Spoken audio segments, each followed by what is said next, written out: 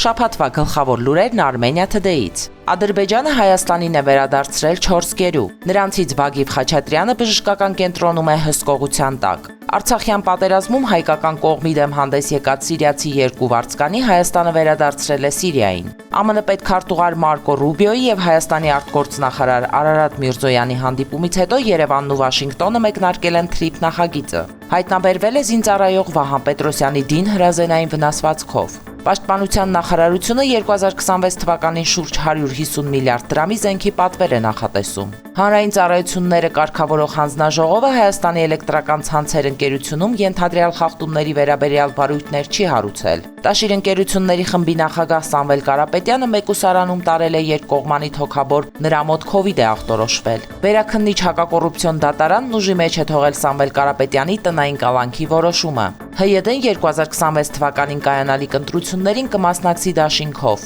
Իրանի ցույցերի ընթացքում 2 հայ է զոհվել։ Իրանի դեսպանը դժգոհել է հայկական կողմից Երևանում դեսպանատան դիմաց ընթացող բողոքի ակցիաները թույլատրելու մեջ, ինչին արձագանքել են ներքին գործերի նախարարությունն ու վարչապետ Նիկոլ Փաշինյանը։ Մայրաթոռը որոշել է եպիսկոպոսատ ժողովն անցկացնել փետրվարին։ ԱՄՆ-ն սառեցնում է 75 երկրի, այդ թվում Հայաստանի համար ներգաղթի վիզաների տրամադրման գործընթացը։